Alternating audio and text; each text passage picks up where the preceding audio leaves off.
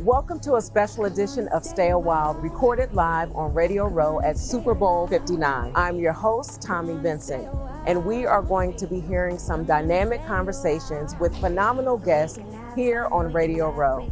So take a seat, get comfortable, and stay a while. This episode is sponsored by the House of Joy. Hi, everyone. It's Tommy Vincent, your host of Stay a While podcast. And today I have joining me at the table, Alex Ebanks. Hey, Alex, how are you? I am great. I'm just happy to be here with you today. Absolutely. So let me just tell you a little bit about Alex. She is the Vice President of Communication at Fiserv. And Fiserv, can you please just tell everybody what that is? Mm-hmm. It's a global fintech company. You probably are using it in your homes, in your day-to-day lives. And also Fiserv owns the Clover brand, that if you think about different payment systems that you're going up to every day when you're purchasing products from around the world, it's probably a Clover device. Yeah. And listen, if people are still spending money because stuff is getting so expensive, Yes. I don't know, they might not be using the Clover system to pay for things. And we're excited to be here this weekend in particular because Clover is the only payment processing system in the Superdome. So all 70,000 plus fans that are going to be catching the big game this week will actually be using the device. So beyond the Super Bowl, is that the payment system that's just there? Like it's a part of the Superdome as a fixture? Yes. Okay. Yes. So for many years now. So essentially it is there 24/7. It just happens to be at the Superdome for the big game this week. How did you get into communications? So my love for communication started when I was a student at Spelman College in Atlanta. Wait a minute, another Listen, Spelman, yeah. I just had someone from Spelman on the couch. My daughter is currently at Spelman. Oh, yay. What year? She is a sophomore. Wow. That's a great time. Yeah. Great time. But I'm sorry. Go ahead. Oh, no, I love Spelman. I always talk about Spelman. So when I was at Spelman, I became an English major, and I was like, what am I going to do with this degree? The options normally are teaching. And I was like, maybe not teaching. So I started interning. You learn more about opportunities. And I fell in love with public relations. My first internships was actually at BET at the Monique show.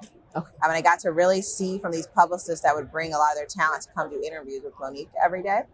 And I was like, this is what I'm going to do. How do I figure out how to get into it? And I did 7 internships while I was in college.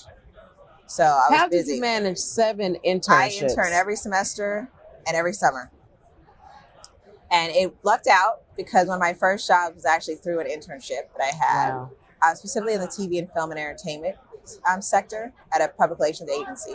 Okay. And then from there, I just was able to get such great opportunities. I've had the time at Coca-Cola, where I was able to lead communications for the Coca-Cola, Sprite, and Diet Coke brands. I went on to start the global consumer PR division at Xbox at Microsoft. I went to be the head of communications at Essence, brand that we all love and legacy brand. And now I'm currently at Fiserv. So you just mentioned all of those different entities that you worked at from the position of communications. How do you transfer, and they're different. Those entities are different, very different.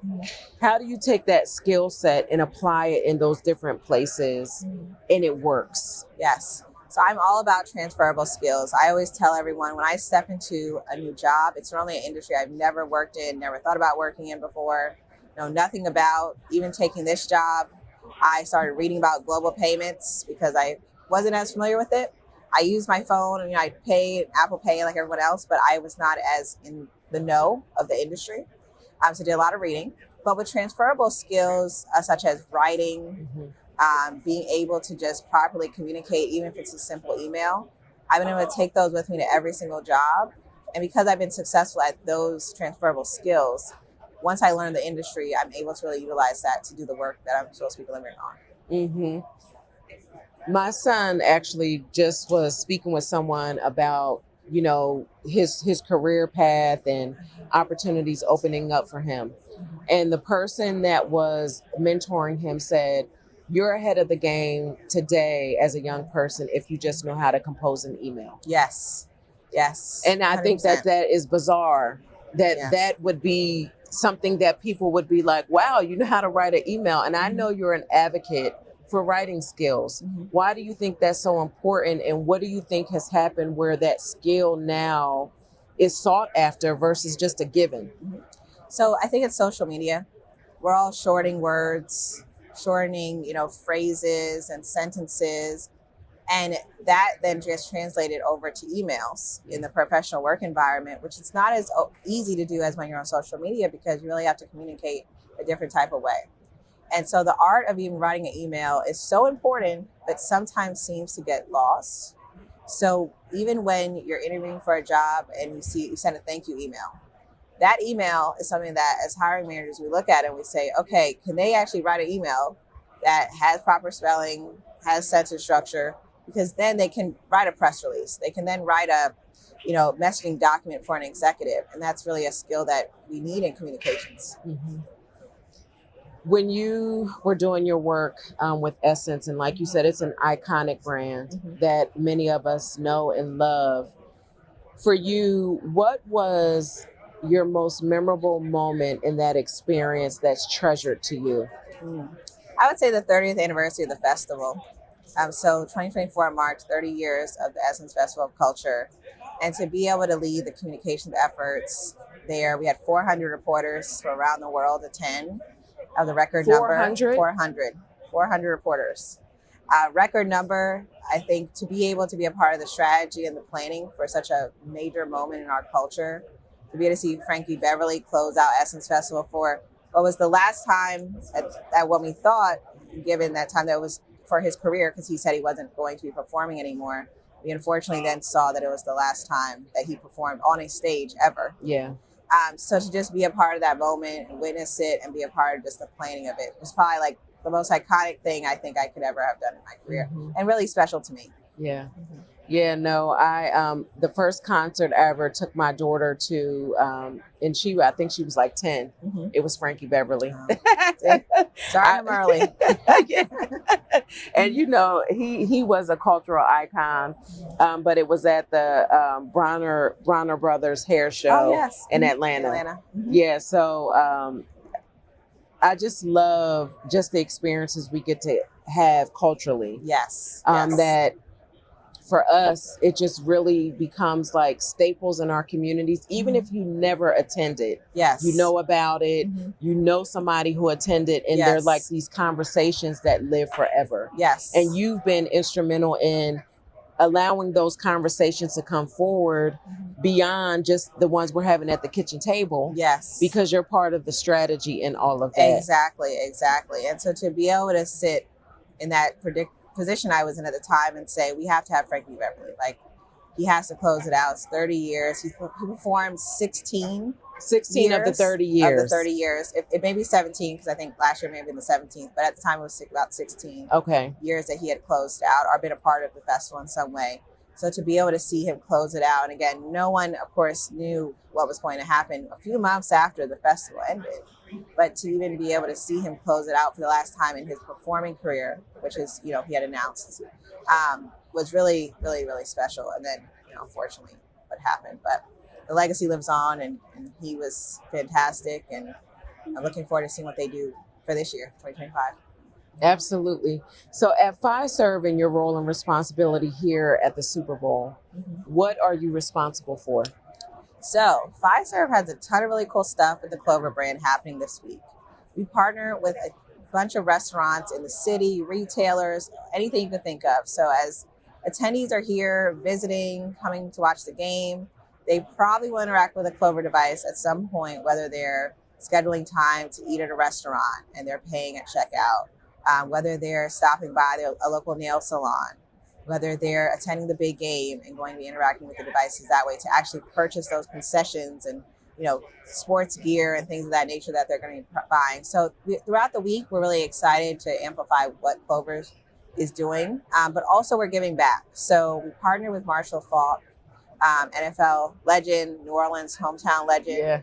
We actually stopped by and surprised some restaurants locally yesterday in the city with Marshall Faulk. Okay. To surprise them and give them a bit of game as they gear up for their busy week. Because we know, with all these thousands of people in town, they're hungry and they're and we stopped by one of these amazing restaurants that are in New Orleans.